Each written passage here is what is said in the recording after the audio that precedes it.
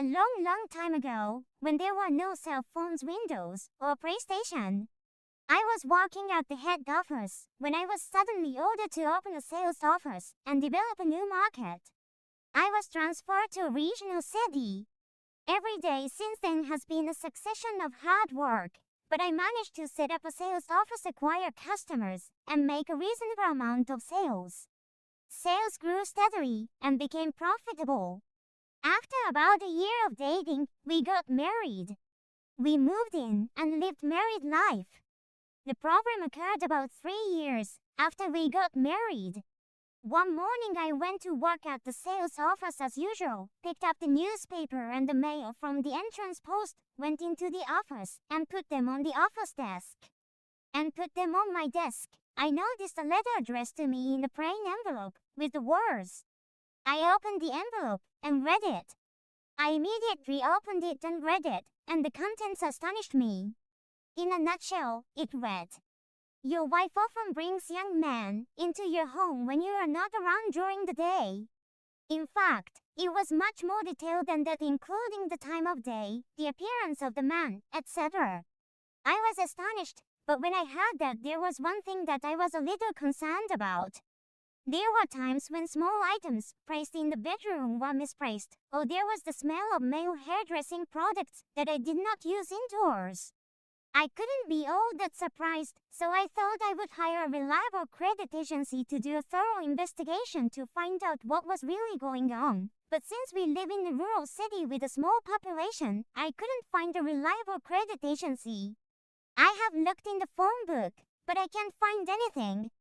I was at a loss, as I had no acquaintances outside of my work. The snake's letter also detailed the times of day the man would visit her home. So I decided to set a trap for my wife myself first. After returning home, I told my wife that I was going on a business trip to X for 2 days, next week. After that, I was spending time with a normal face so that she would not notice the abnormality. On the day I had told her about the false business trip schedule, she left the house with her business trip bag in her hand, looking the same as usual. I parked my business car in a place where I could see the house in the distance and kept an eye on the house for several hours after I left the house. I was watching the house from inside the car. As time went by while I was watching the house from the car, am I actually an idiot for wasting my time on something that may or may not be true? And even if the letter was true, I don't see how they could easily get the evidence in a day. I think it's going to take a few more days. Various thoughts came to my mind, and I started to hate monitoring them. But about half a day into the surveillance, I found it, and here it came. I saw a young man enter my house, and after about 30 minutes, there was no sign of him coming out. I moved my business vehicle to the back of my house, and quietly entered the house through the back door, by the kitchen. I entered the house, but there was no sign of anyone on the first floor. I listened carefully, and heard a faint voice coming from the second floor. I then walked up the stairs, and noticed and stood in front of the bedroom on the second floor, and I knew it was all over. I knew what was going on the moment I stood in front of the bedroom on the second floor. It was clearly my wife's panting voice, coming from inside. I could clearly hear my wife's panting voice, coming from inside the room. At that moment, something tremendous popped in my head. It was a feeling that is hard to describe, like anger or indignation. I took off my jacket and tie, kicked in the bedroom door, and went inside. My wife and the young man were frozen on the bed, and I yelled out, "What the hell are you guys doing?" My wife was caught in the act, and was saying no, no. I was so mad that I couldn't hear her. First of all, I grabbed the young man, who was looking blue with his genitals shriveled up, and lifted him up, and threw him over the top of the stairs. I am a judo practitioner, in case you're wondering. A young man from who knows where was thrown down from the second floor to the first floor, and was moaning at the bottom of the stairs. I went downstairs and beat him until he passed out. I went back upstairs, and found her dressed and ready to run away.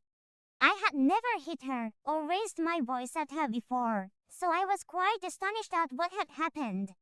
I had never hit her or raised my voice at her before, so she seemed quite shocked about the incident, and her complexion was very pale. Before I could ask her why, I slapped her back, and for several dozen times. My wife, perhaps shocked by my attitude, surprisingly and frankly confessed to me.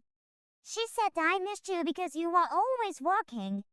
That boy was a local college student, and we got to know each other through a chance encounter. We've only been going out and getting physical for about a year. "I'm sorry I did this to you. I'm leaving that boy right now. Please don't divorce me." And so on. In retrospect, I was clearly crazy at the time, or perhaps I was temporarily insane. I think I must have gone temporarily insane. After my wife confessed everything, I pushed her down the stairs to the first floor, went to the storage room, and took out the cable ties. I then went back to where they were lying and tied them both up. Both the young man and his wife seemed to have broken their legs and were moaning in pain, crying and begging for forgiveness. The man said, I'm sorry, I'm so sorry, please forgive me, it won't happen again." "Wife, it was just a game. I will change my mind from now on, please forgive me." Both of them were so bothered that it was starting to get on my nerves, so I cut the towel in the bathroom vertically and made it into a gag to shut them both up. A few hours later, when the world was getting late, I picked them up one by one and carried them to the garage and shoved them into the trunk of my car. They both put up quite a fight, so I lowered them to the floor and kicked them a few times in the abdomen. I made them quiet and put them in the trunk of the car. After driving about 20 minutes from the house we lived in at the time, we reached a mountain sightseeing road, and on the way we took an intermediary road. We drove for a while along the upaved mountain road in the valley and found the ruins of a huge mine spread out at the foot of the mountain in the back country. I was also a huge ruin fanatic. I had explored the ruins of a huge mine several times, and I knew every detail of the ruins. I knew every corner of the ruins. I drove my car into a building that looked like the remains of a huge abandoned refinery and parked the car in front of the hole, which was about 3 meters deep, and got them out of the trunk. Then he said to his wife, "Thank you for living with a boring, workaholic man like me, but you don't deserve me. Please live happily with him from now on." I said goodbye for the last time. Then I dragged them on the ground and kicked them both down into the hole. After kicking them down, I dropped their shoes bags and a knife to cut the band. I then ran long and hard along the road at night to get home. After returning home, I fell asleep like a mad. I had taken a vacation, so for the next 2 days, I just slept, and when I woke up I drank and slept again. After a good night's sleep, I cleaned up the mess in my house. After the vacation, I went to work without too much mental damage. As my temporarily deranged mind began to recover, I began to think about the things I had done. I thought my wife and that man will come out of their hole, and when they do, they will call the police. Then my social status and everything would be over.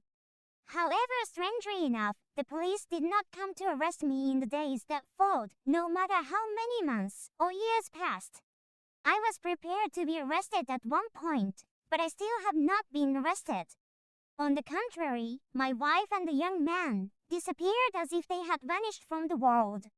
They never appeared in front of me again, even after all these years.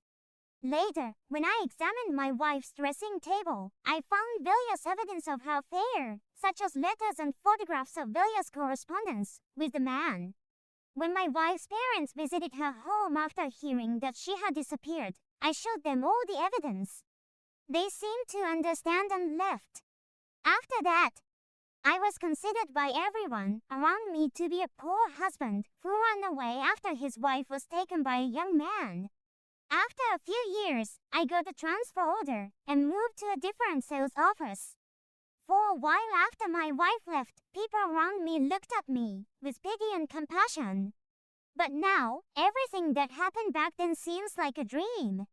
My body, which was muscular and toned at the time, has now completely deteriorated and only fat is noticeable.